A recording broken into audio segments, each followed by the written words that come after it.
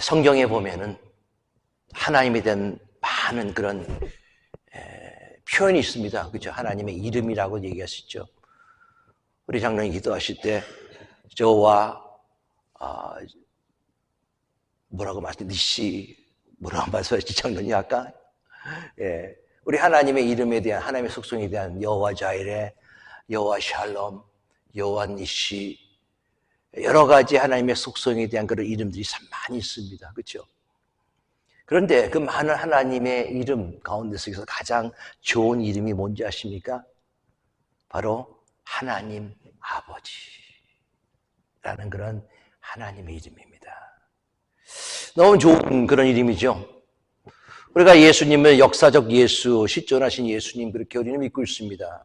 그런데 역사적 예수의 특성 가운데 하나가 유대인들은 감히 부르지 못했던 하나님을 아빠, 아람어로 이해한다면 아바라고 불렀다는 것이죠.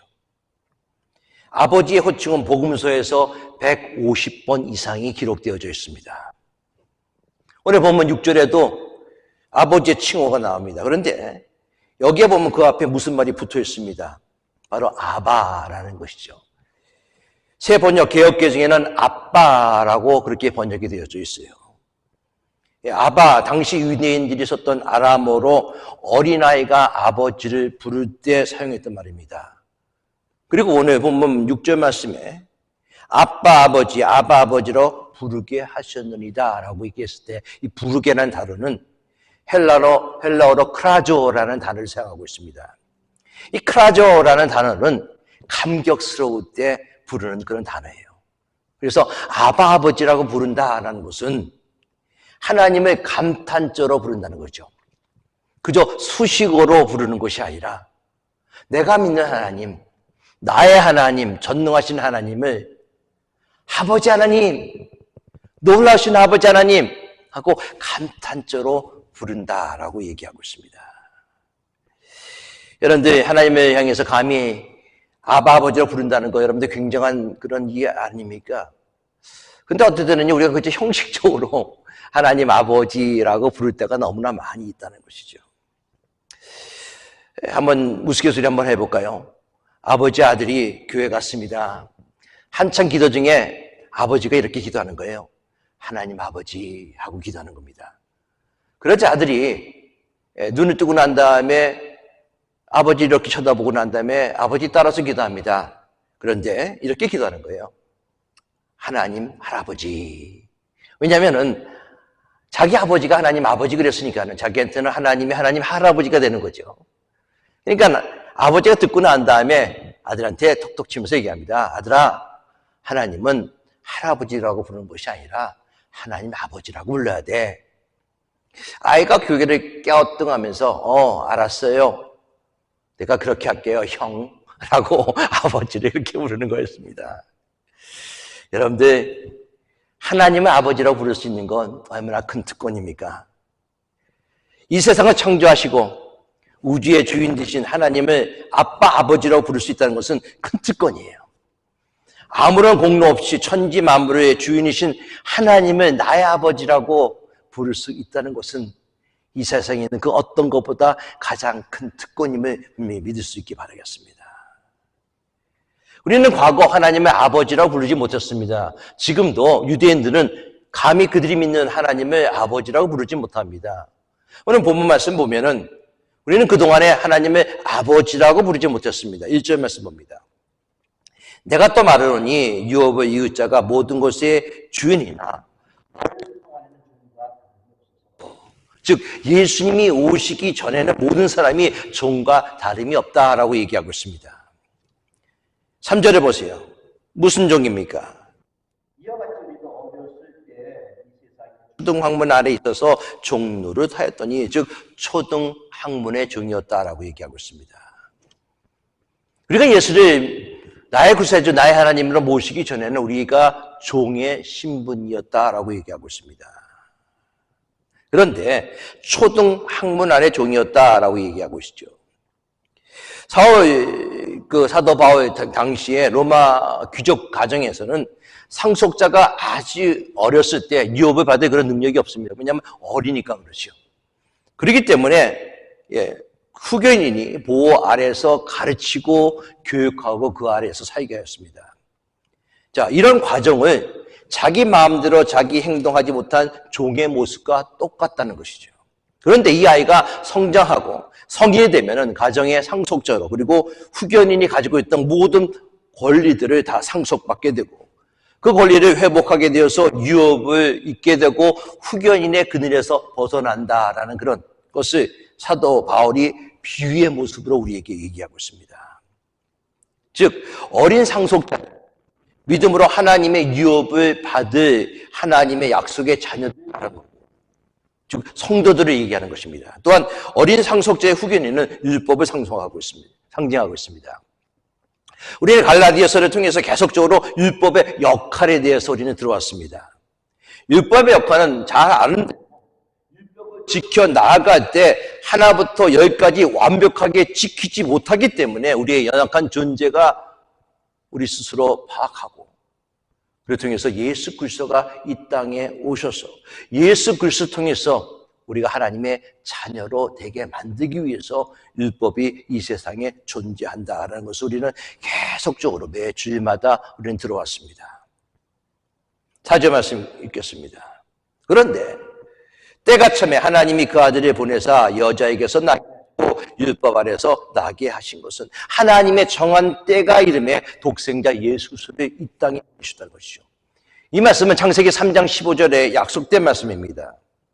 내가 너로 여자와 원수가 되게 하고 내 후손도 여자의 후손과 원수 되게 하리니 여자의 후손은 내 머리를 상하게 할 것이고 너는 그의 발꿈치를 상하게 할 것이다. 즉 때가 참에 하나님의 때에 하나님이 독생자 예수 그리스도를 이 땅에 보내주셨다는 것입니다. 이 얘기는 이미 예언된 사건이라는 것이죠.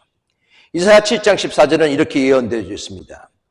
그러므로 주께서 친히 징조를 너에게 주실 것이라. 보라, 처녀가 잉태하여 아들을 낳을 것이요 그의 이름을 임마누엘이라 하리라. 하나님의 때 하나님이 정확하게 하나님 예수 그리스도를 이 땅에 보내주셨다는 것입니다. 여러분, 때라는 단어는요 사람의 시간표가 아니라 하나님의 시간표를 얘기하고 있습니다. 하나님이 계획하시고 하나님이 정하신 대로 이 세상이 움직인다는 것이죠. 그래서 전도서 3장 11절은 이렇게 얘기합니다. 하나님께서 모든 것을 지으시되 때를 따라 아름답게 하셨고 하나님이 하시는 일의 시종을 사람으로 측량할 수 없게 하였느니라. 헬라어에서 시간을 표현할 때 크게 두 가지로 쓰인다는 것을 아마 여러분들 많은 분들이 알고 계실 것입니다. 크로노스라는 단어와 또한 카이로스라는 두 가지의 단어가 사용되고 있습니다.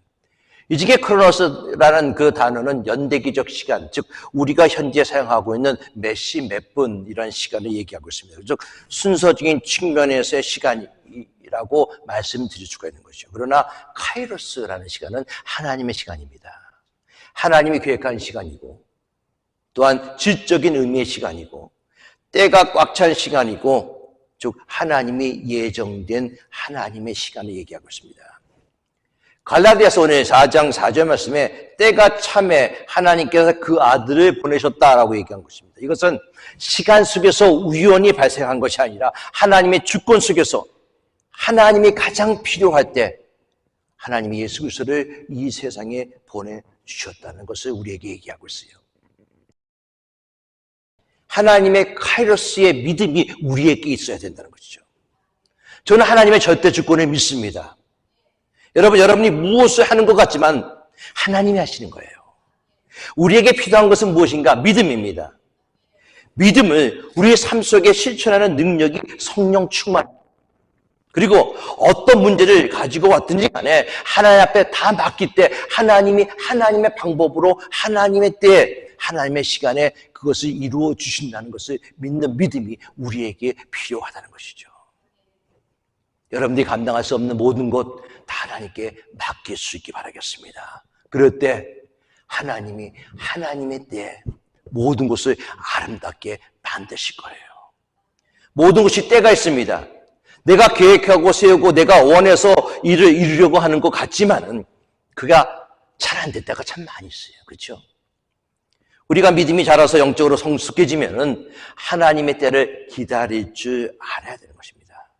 분명히 확실하게 여러분들에게 말씀드립니다. 하나님께서 하나님의 때에 여러분들 삶 가운데 속에서 모든 것을 아름답게 만들어주시고 놀라운 일, 축복된 일을 여러분들 삶 속에 넘치게 채워주실 것을 저는 확신합니다. 이런 믿음이 우리 안에 있어야 되고요. 또한 이런 믿음을 가질 때 주님의 때를 우리가 기다릴 수 있어야 되는 것입니다. 갈라디아서 4장 4절 5절 말씀 다시 봅니다. 때가 참에 하나님이 그 아들을 보내사 여자에게서 나게 하시고 율법 아래 나게 하신 것은 율법 아래 있는 자들을 속량하시고 우리로 아들의 명분을 얻게 하려 하십니다. 예수님을 율법 아래에 나게 하셨어요. 여자에게 나게 하신 것입니다. 이것은 율법을 완전히 100% 순종함으로 죄 가운데 태어나서 죄 가운데 있는 우리로 하여금 하나님의 자녀로 삼기 위해서 예수 그리스도를 바로 죄 가운데 태어나게 만드셨다는 것이죠. 그래서 우리의 죄값으로 십자가에 못 박혀 죽으시고 또한 부활의 능력을 통해서 우리라고 하나님의 자녀되는 귀한 은혜를 허락해 주셨다는 것입니다. 우리를 입양하기 위해서 하나님의 자녀로 삼아주시는 거예요. 그러기 위해서 예수님이 이 땅에 오신 것입니다. 예수님 때문에 그 전에 있는 구약의 말씀을 가만히 보면요. 하나님 아버지라고 부른 것이 없습니다. 한 번도 없어요. 그러나 예수님 이후에 예수님께서 제일 처음으로 하나님을 아버지로 부르셨거든요. 그런 예수님 때문에 우리가 하나님을 아버지로 부를 수 있는 것입니다. 오직 하나님의 자녀들만이 하나님을 아버지로 부를 수 있는 것이죠.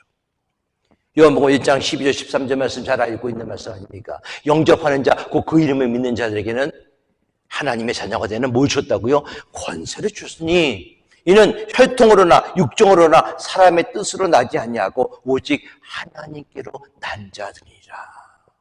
즉, 이 원칙대로 믿는 신자만이 하나님의 자녀의 권세를 가지게 된다는 것입니다. 이 권세는요, 신부를 의미합니다. 그것은 다른 인간의 조건이나 방법으로는 불가능하다라고 얘기하고 있어요. 갈라디아서 3장 26절은 우리에게 이렇게 얘기합니다. 너희가 다 믿음으로 말미암아 그리스도 예수 안에서 하나님의 아들이 되었으니. 그러므로 예수를 믿는 자마다 누구나 막론하고 하나님의 자녀가 되는 거예요. 하나님의 가족이 된 것입니다. 에베소서 2장 19절은 우리에게 이렇게 얘기합니다. 그러므로 이제부터 너희가 외인도 아니요 손도 아니고 오직 성도들과 동일한 시민이요 하나님의 권속이니라. 무슨 얘기입니까? 저와 여러분이요 하나님 안에서 로얄 패밀리가 된 거예요. 우리가 그런 자부심을 좀 가지고 있어야 돼요. 우리 모두 다 형제 자매입니다. 왜? 아버지가 다 같기 때문에 그렇습니다. 6절입니다. 너희가 아들인 고로 하나님이 그 아들의 영, 성령이죠. 그 아들의 영을 우리 마음 가운데 보내사 아버지로 부르게 하시니라. 그렇습니다. 예수를 믿게 하는 것도 성령이시고 하나님의 아버지로 부를 수 있게 해주는 것도 성령님이십니다. 로마서 8장 14절 16절은 이렇게 얘기합니다. 무릇 하나님의 영으로 인도함을 받는 그들은 곧 하나님의 아들이라. 너희는 다시 무서워하는 종의 영을 받지 아니하였고 양자의 영을 받았으므로 아버지로 부르느니라. 성령이 친히 우리 영으로 더불어 우리가 하나님의 자녀인 것을 증거하노니. 여러분, 내가 믿음의 확신을 가지고 구원의 확신을 가질 수 있는 것은 무엇인가? 성령께서 내 안에서 증거하는 그 믿음이 있어야 된다는 것이죠. 전도 보팔 가운데 물어보는 질문이 있죠. 당신이 지금 이 세상을 끝나고 만약에 죽어서 하나님 앞에 간다면은 갈 자신이 몇 퍼센트 됩니까? 퍼센트로 얘기하니까 헷갈리는 거예요. 막 사람이요. 그렇죠? 그래도 교회 나가긴 나가는데 그래도 교회에서 직분을 받고 있는데 요새 가만히 나의 모습 보니까는 이 모습 이대로 보면 내가 100%라고 얘기할 수 없고 망설이다가 한 90%는 되는 것 같아요. 그렇게 얘기하는 분이 계시다니까요. 그런데 성령께서 친히 우리 영으로 더불어 우리가 하나님의 자녀를 증거하였다 말씀하셨으면, 예수 믿었다면은, 예수를 나의 구주, 나의 하나님으로 내가 영접했다면, 받아들였다면은 천국에 갈 확률은 99%가 아니라 100%를 가지고 계셔야죠. 그렇기 때문에 하나님의 아버지로 우리가 자연스럽게 성령께서 우리로 하여금 하나님의 아버지로 부를 수 있게 해주셨다는 것이죠. 우리가 그 한 가지만으로도 이미 하나님의 자녀가 되었고, 우리 마음 가운데 누가 내주고 했어요? 성령께서 우리 마음에 계시기 때문에 당당하게 하나님의 자녀로서 신분의식을 가지고 살아가는 여러분들의 모습 될 수 있기 바라겠습니다. 여러분, 신앙생활 안에 참 중요한 요소가 바로 이거예요. 내가 하나님의 자녀로 살아간다. 전능하신 하나님은요, 여러분들이 하나님의 자녀이기 때문에 당당하게 멋지게 살아가기를 하나님이 원하십니다. 그렇기 때문에 우리 마음에 나는 죽어도 사는 존재야. 왜? 나에게 부활의 소망이 있기 때문에 그렇지 않습니까? 나는 죽어도 사는 존재야. 나는 영원한 생명이 내게 있어. 나의 정체성은 무엇인가? 전능하신 하나님의 자녀이다 라고 얘기해야 되는 거죠. 하나님이 여러분들 만드셨을 때 여러분들을 신묘막측하게 fearfully, wonderfully 만드시다고 하지 않습니까? 그러면 여러분 자부심을 가지고 있어야 돼요. 나는 예수 십자가의 보혈로 모든 죄를 사함받고 모든 저주와 사망과 심판을 내게서 떠나갔다. 그러므로 당당하게 살아갈 수 있기를 바라겠습니다. 여러분들 안에 승리하신 예수님 계시지 않습니까? 나의 외면의 모습이 아니라, 현재 내가 살아가는 삶의 패턴이 아니라 내 안에 함께 계시는 예수님을 항상 기억하기 바라겠습니다. 하나님은요, 모든 것을 창조하신 창조자 하나님이세요. 누구도 그 창조자 하나님을 막거나 거역할 수 없습니다. 여러분은 이렇게 위대한 왕이신 하나님의 백성이고 그분의 자녀로서 왕권을 가진 존재라는 것이죠. 그래서 성경은 여러분들을 왕 같은 제사장이라고 부르고 있지 않습니까? 이런 믿음을 갖고 있는 사람들은요, 위축될 필요가 없어요. 내가 조금 못 산다고요? 내가 병에 걸리고 있다고요? 다른 사람이 나보다 더 뛰어나다고요? 내가 못 배웠다고요? 전혀 상관없습니다, 여러분. 왜? 하나님이 나의 아버지이기 때문에.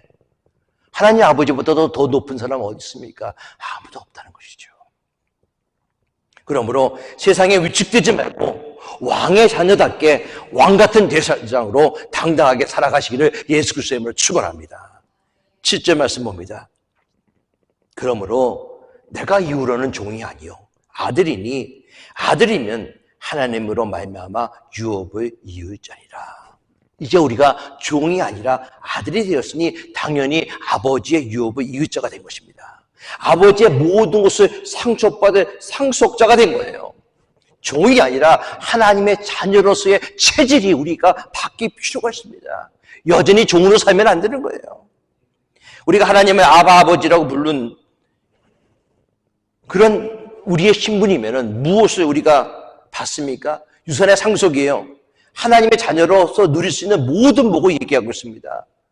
만약에 하나님이 여러분들 아버지 되신다면은 여러분들 무엇을 염려합니까? 아무것도 염려하지 말라라고 얘기하고 있지 않습니까? 공중나는 새를 먹이시고 불에 불도 입히시는 하나님, 그 하나님이 우리 아버지인데 무엇을 걱정합니까? 무엇을 근심하십니까? 여러분들은요 부자 아버지를 모시고 사세요. 아버지가 부자면은 자녀도 부자예요. 그렇기 때문에 여러분들 제발 거지같이 살지 마세요. 비굴하게 살지 마십시오. 당당하게 살기를 바라겠습니다. 안절부절하지 마세요. 걱정하지 마세요.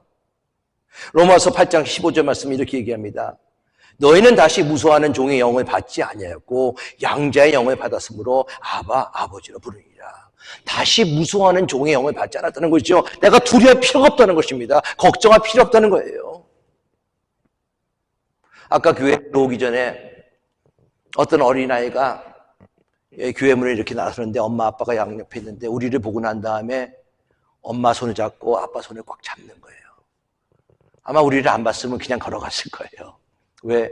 낯선 사람이 오니까는. 엄마 아빠 손을 잡고 있는 것입니다. 횡단보도를 건널 때 아이는 막 혼자 가다가 차가 쌩쌩 다니는 거 보고 아빠 엄마의 손을 잡습니다. 왜? 잡으면 그래도 안전하니까. 하나님의 손을 붙잡을 수 있게 바라겠습니다. 아들이 된 자는요, 무엇이든지 아버지께 요구할 수 있는 청구권이 있어요. 하늘에 계신 아버지께서는 여러분들이 필요한 것이 무엇인지 잘 알고 계십니다. 그런데 알고 계시는 하나님이 구하기를 원하시는 거거든요. 그래서 구하세요. 하나님은 조건만 되고 기회만 된다면 필요한 모든 것을 무엇이든지 주시기를 하나님이 원하십니다. 주실 때 기쁨으로 주셔요. 요한복음 15장 7절 말씀 이렇게 얘기합니다. 너희가 내 안에 거하고 내 말이 너희 안에 거하면 무엇이든지 원한 대로 구하라. 그리하면 뭐라고요? 이루리라. 아멘. 우리가 하나님의 자녀이기 때문에 마음 놓고 아버지께 필요한 것을 구하고 누릴 수가 있어요. 예수님께서는 마태복음 7장 7절에 이렇게 얘기합니다. 아들이 생선을 달라고 하면 뱀을 주고 아들이 떡을 달라고 하면 돌을 줄 사람이 있겠느냐. 너희가 악한 자라도 좋은 것을 자식에게 줄지 알거든 하물며 하늘에 계신, 성경은 뭐라고 얘기하는지 아세요? 하늘에 계신 하나님 아버지께서, 우리 아버지, 여러분들의 아버지, 나의 아버지, 여러분들의 아버지께서 구원한 자에게 주시지 아니하겠느냐. 그렇다면요, 중요한 것은 아들로서 딸로서 당당하게 요구해야 된다는 것이죠. 요한 웨슬리는 믿음의 차원을 두 가지로 구분했습니다. 그 두 가지가 뭐냐면 종의 믿음과 아들의 믿음이에요. 종의 믿음은 무엇인가? 내가 무엇을 해야만 주인이 기뻐할 수 있다라는 것이 종의 믿음이에요. 우리는 종의 믿음을 가질 때가 있거든요. 내가 이것을 하나님이 기뻐하시겠지. 내가 이렇게 전담하면 하나님이 좋아하시겠지. 예, 좋아하세요. 기뻐하십니다. 내가 무엇을 해야지만 하나님이 기뻐하시는 것이 아니라 하나님은 아들의 믿음, 자녀의 믿음을 우리가 가지고 있어야 되는데요. 그냥 하나님은 보기만 해도 흡족하세요. 그래서 성경은 뭐라고 얘기합니까? 내가 기쁨을 이기지 못하며 잠잠히 너를 사랑하신다. 하나님이 여러분들을 바라볼 때 너무나 좋은 거예요. 너무나 기쁜 거예요. 저는 아직 손자, 손녀를 제가 없어갖고 모릅니다. 그런데 손자, 손녀 갖고, 우리 보면은 너무 그렇게 이쁘대요. 자기 자식보다 더 이쁘다고 그래요. 보기보다 더 좋은 거예요. 구원은 내가 무엇을 함으로 받는 것이 아니라 믿음입니다. 예수 그리스도의 공로로 하나님의 자녀됨을 믿는 신앙입니다. 우리가 하나님 앞에 자녀로서 필요한 것을 담대하게 구하며 또한 믿고 구한 것을 받은 줄 알라라고 얘기하고 있거든요. 그런데 왜 기도응답이 안 됩니까? 그것은 야고보 4장 3절에 이렇게 얘기합니다. 구하여도 받지 못하면 정욕을 위하여 구하기 때문이라. 하나님이 구하여도 주지 못한 것은 하나님 가운데 속에서 이 기도는 너를 위해서 안 되는 기도야 하기 때문에 응답 안 해주시는 거겠죠. 아니면은 하나님의 때가 안 돼서 안 주시는 거겠죠. 오늘 본 말씀 보면은 하나님의 자녀들은 이 생뿐만 아니라 내세에 복을 준다라고 얘기하고 있습니다. 그렇기 때문에 우리가 천국의 소망을 갖고 이 세상 살아가는 거예요. 이 세상 살아갈 때 예수 믿는다고 좋은 일만 생기는 것은 결코 아닙니다. 어려운 일이 있습니다. 어떻게 보면 적당한 고난과 어려움이 우리에게 있어야 되는 것이죠. 로마서 8장 17절은 이렇게 얘기합니다. 하나님의 자녀는 그리스도와 함께 상속자니 우리가 그와 함께 영광을 받기 위하여, 다시 한번 말씀드릴게요.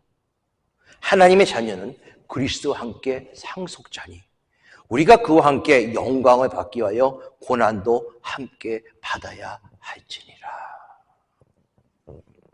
고난을 받지 아니하고 너무 세상에서 안락하게 살면요, 하나님을 잊어버릴 때가 많이 있어요. 너무 편하면, 너무 잘 되면, 내가 기도하지 않냐고, 내가 예배드리지 않냐도 너무 잘 되는 거예요. 그렇기 때문에 하나님을 찾지 않을 때가 우리가 있다는 것이죠. 우리의 집은 이 세상의 집이 아닙니다. 그렇죠? 우리의 영원한 집은 천국에 있어요. 그렇기 때문에 천국 본향을 사명하면서 살아가야 되는 것입니다. 집을 떠난 나그네가 집으로 돌아갈지 모르고 여러분들 여행에 맞들여 있으면 어떻게 되겠습니까? 너무나 우리가 세상 것이 너무 좋은 거예요. 세상에 도취하면서 살아가는 것입니다. 세상이 너무 좋기 때문에 뭐를 잊어버려요? 하나님의 나라를 잃어버릴 때가 너무나 많이 있어요. 그렇기 때문에 조심해야죠. 모세가 가나안 땅을 눈앞에 두고 이스라엘에게 마지막으로 한 말씀이 있습니다. 신명기 8장 12절 말씀이에요. 내가 먹어서 배부르고 아름다운 집을 짓고 살며 내 소와 양이 번성하며 내 소유가 다 풍부하게 될 때 내 마음이 교만하여 내 하나님 여호와를 잊어버릴까 조심하라. 무슨 뜻인지 아시겠죠? 내가 먹어서 배부르고 아름다운 집을 짓고 살고 내가 이제 모기지 걱정 없고 내가 모든 거 걱정 없이 이제는 소셜 시큐리티도 충분히 나와서 내가 살게 되고 내가 아무런 자녀들이 양육할 거 걱정도 없고 내가 번성하고 내 소유가 풍부하게 될 때 내 마음이 교만하여 내 하나님 여호와를 잊어버릴까 조심하라. 그렇기 때문에요. 성경을 우리로 하여금 항상 깨어있으라. 항상 기도하라. 성령 충만하라 라고 우리에게 이야기하고 있는 것입니다. 하나님의 자녀는 시민권이 하늘나라에 있습니다. 우리가 나아가는 방향은 천국이에요. 이 세상뿐만 아니라 내세 하나님의 나라를 기업으로 약속받은 그런 존재입니다. 천국을 바라보며 우리가 살아가고 있는 이 세상은 나그네의 길이다라는 것을 우리가 알고 죽을 때 내가 가져갈 수 있는 것은 아무것도 없거든요. 여러분. 정말 없어요. 그런데 우리는 죽어서 가져가지 못할 것에 우리의 모든 시간들, 우리의 모든 정력들을 낭비할 때가 있습니다. 물론 열심히 살아야 되죠. 그러나 낭비해서는 안 된다는 거예요. 여러분, 천국이 얼마나 기막힌지 아십니까? 여러분, 천국은요, 아스팔트가 황금이에요. 황금길이라고 얘기하고 있습니다. 오늘 본 말씀 속에서 하나님의 자녀로서 특권과 더불어 우리가 명심할 것이 또 있습니다. 그것은 우리에게 책임과 의무가 있다는 것이죠. 8절과 9절 봅니다. 그러나 너희가 그때는 하나님을 알지 못하여 본질상 하나님이 아닌 자들에게 종노를 하였더니 이제는 너희가 하나님을 알 뿐 아니라 더욱이 하나님이 아신 바 되었거늘 어찌하여 다시 약하고 천박한 초등학문으로 돌아가서 다시 그들에게 종노릇하려 하느냐. 8절 말씀에 가만히 보면요. 그때에는 이라는 단어가 나옵니다. 그때에는 어느 때입니까? 예수님을 만나지 못할 때, 예수님을 알지 못할 때, 그때에는 우리의 삶이 어떤 삶의 모습이었는가? 초등학문의 삶이었다는 것이죠. 그런데 9절 말씀을 보면은 이제는 이라고 얘기하고 있습니다. 즉 약속 때 예수 그리스도를 믿음으로 받아들이고 하나님의 유업을 받게 된 새로운 신분이 되었을 때 바로 이제는 이라고 얘기하고 있습니다. 이제는 우리의 신분이 바뀌었는데 아직까지도 그때를 살아가고 있다는 것입니다.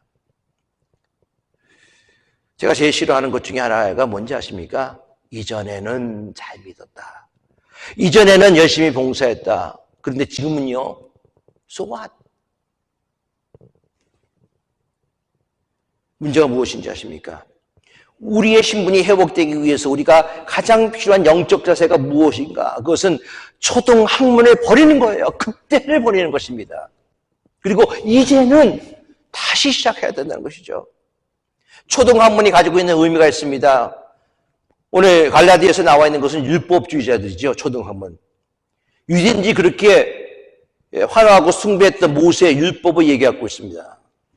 그러나 초등학문을 우리가 영적으로 받아들인다면 성숙하지 못한 신앙, 형식적인 신앙, 거칠의 신앙, 복음의 진리를 깨닫지 못한 신앙, 본질의 주의만 빙글 돌아가는 그 신앙, 그 신앙이 바로 초등학문의 신앙인 것이죠. 저 여러분, 오늘 예배 가운데 우리 스스로가 가지고 있는 초등학문의 모습은 어디에 있는가? 지금까지 버리지 못한 옛것, 바로 초등학문이 무엇인가를 생각하고 그것을 버릴 수 있는 그런 시간이 될 수 있기를 바라겠습니다. 아마 이런 것이 아닐까요? 복음 대신 예수님보다 더 사랑하고 더 집중하고 있는 것. 어쩌면 우리 삶 가운데 속에서 예수님 앞에 나아가는 데 방해되는 것. 그것이 우리가 버리지 못한 옛것, 초등학문이 될 수가 있다는 것이죠. 진리 주변만 맴도는 모습, 예수님에 대한 살아있는 믿음이 아니라 교회는 나오는데 예배 자리에 앉아있기는 하는데 주님의 말씀은 나름대로 열심히 읽고 열심히 듣는다 하지만은 그 진리를 깨닫지 못하고 진리 가운데 거하지 못하고 겉모습은 뭔가 있는 것 같지만은 속사람은 이미 죽은 영혼 같은 죽은 믿음을 가지고 있는 모습이 바로 초등학문의 모습이 아닐까요? 사랑하는 여러분, 오늘 우리 안에 아직도 그때 가지고 있는 초등학문이 있다면은 이 시간 그것을 다 내려놓으시기 바라겠습니다. 우리 모두 하나님의 유업을 약속받았고 그 유업 가운데 진리 가운데 거하면은 하나님이 주시는 참된 평강과 은혜를 우리가 누리며 살아가고 있는 거예요. 근데 왜 자꾸만 과거의 것을 바라봅니까?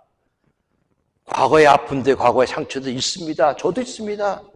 그러나 그 과거가 여러분들을 지금 이 자리에 있게 만들어 줄 수 있는 것도 있고요. 그리고 더 나아가서 앞으로 하나님이 주실 그 축복에 걸림돌이 된다면 이 시간 것을 다 내려놓으시기 바라겠습니다. 여러분들은 이미 하나님의 아들이고 하나님의 딸이세요. 누가 뭐래도 하나님께서 우리를 그렇게 세워주셨고 우리에 하여금 새로운 신분을 주셨습니다. 새로운 아이덴티티를 주신 거예요. 아이덴티티를 주셨기 때문에 여러분들 낙심하고 절망 가운데 살아가는 것이 아니라 하나님을 바라보면서 소망 가운데 살아가기를 예수 그리스도의 축원합니다. 자녀는요 아버지를 부모를 닮게 되어져 있어요. 그렇죠? 그래서 뭐 like father, like son, like mom, like daughter, 뭐 그 아버지의 그 아들이야, 그 어머니의 그 딸이야, 뭐 이런 얘기 나오지 않습니까? 왜? 매일매일 우리가 아버지 하나님이라고 부르지 않습니까? 매일매일 아버지 하나님 앞에 기도하고 있지 않습니까? 성경 보고 있지 않습니까? 그렇다면 우리의 인격이 아버지를 닮아가야 되지 않습니까? 만약에 우리의 인격이, 우리의 삶의 모습이 아버지 하나님을 닮아가지 못했다면 우리의 신앙생활을 잘못하고 있다는 증거 아니겠습니까?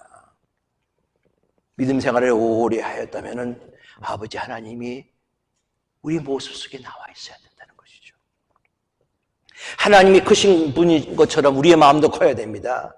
하나님이 사랑이신 것처럼 우리도 사랑의 증거자가 되어야 되는 것입니다. 하나님이 진리이시기 때문에 우리도 진리의 사람이 되어야 하고요.